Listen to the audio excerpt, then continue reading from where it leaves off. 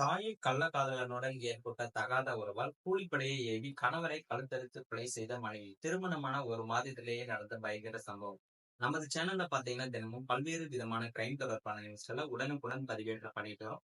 நீங்க இது போன்ற நியூஸை உடனுக்குடன் தெரிஞ்சுக்கணும்னா மறக்காம நம்ம சேனலை சப்ஸ்கிரைப் பண்ணுங்க. அப்பதான் நம்மளுடைய வீடியோ உங்களுக்கு உடனுக்குடன் வந்து சேரும்.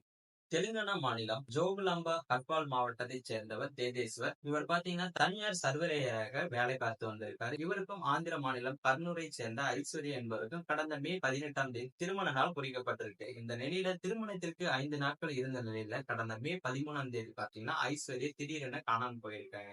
அவர் காதலனுடன் ஓடிவிட்டதாக தகவலும் பரவி இருக்கு. இந்த நிலையில பாத்தீங்கன்னா மே 16ஆம் தேதி திடீரென ஐஸ்வர்யா பாத்தீங்கன்னா வீட்டிற்கு திரும்பி வந்திருக்காங்க.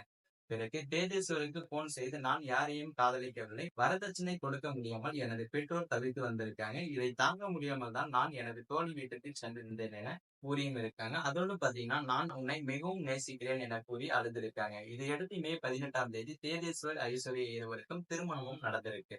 திருமணம் முடிந்து 2வது நாளில் இருந்தே பாத்தீங்கன்னா ஐஸ்வர்யா தேஜேஸ்வரை புறக்கணித்து வந்திருக்காரு. மேலும் ஐஸ்வர்யா அடிக்கடி செல்போனில் யாரிடம் பேசியும் வந்திருக்காங்க. இதை தேஜேஸ்வர் கண்டித்ததால் இருவருக்கும் இடையே அடிக்கடி தகராறும் ஏற்பட்டிருக்கு. இந்த நிலையில பாத்தீங்கன்னா கடந்த 17ஆம் தேதியில் இருந்து தேஜேஸ்வர் திடீரென காணாமல் போயிருக்காங்க. அவரது பெற்றோர்கள் மற்றும் சகோதரர்கள் பல்வேறு இடங்களில் தேடியும் கிடைக்கவில்லை. இது குறித்து பாத்தீங்கன்னா தேஜேஸ்வரின் சகோதரர்கள் கட்பால் போலீசில் புகாரும் அளிச்சிருக்காங்க. அதன் பேரில் போலீசார் வழக்கு பதிவு செய்து தேஜேஸ்வரை தேடியும் வந்திருக்காங்க. இந்த நிலையில பாத்தீங்கன்னா நேற்று முன்தினம் பனையம் அருகே உள்ள சுகுலிமெட்டா என்ற இடத்தில் தேஜேஸ்வர் சடலமாக கிடந்தது தெரிய வந்திருக்கு. இதையடுத்து போலீசார் சடலத்தை கைப்பற்றி பிரேத பரிசோதனைக்காக அரசு மருத்துவமனைக்கு அனுப்பி வச்சிருக்காங்க. மேலும் இது தொடர்பாக ஐஸ்வர்யா அவரது தாயார் சுஜாதா ஆகியோர் மீது போலீசாருக்கு சந்தேகம் ஏற்பட்டிருக்கு. இதையடுத்து போலீசார் இருவரையும் பிடித்து விசாரிச்சிருக்காங்க. அதில் பாத்தீங்கன்னா அதிர்ச்சி தகவல்களும் தெரிய வந்திருக்கு. ஐஸ்வர்யாவின் தாய் சுஜாதா கர்னூலில் உள்ள ஒரு வங்கியில் தூய்மை பணியாளரா பாத்தீங்கன்னா வேலை செஞ்சுட்டு வந்திருக்காங்க. அதே வங்கியில பணிபுரியும் ஊழியருடன் சுஜாதாவுக்கு தகாத உறவு இருந்து வந்திருக்கு. அந்த ஊழியருடன் பாத்தீங்கன்னா தனது மகளான ஐஸ்வர்யாவுக்கும் பல தொடர்பு இருந்து வந்திருக்கு. திருமணத்திற்கு பின்பும் ஐஸ்வர்யா வங்கி ஊழியருடன் தொடர்ந்து பேசி வந்திருக்காரு.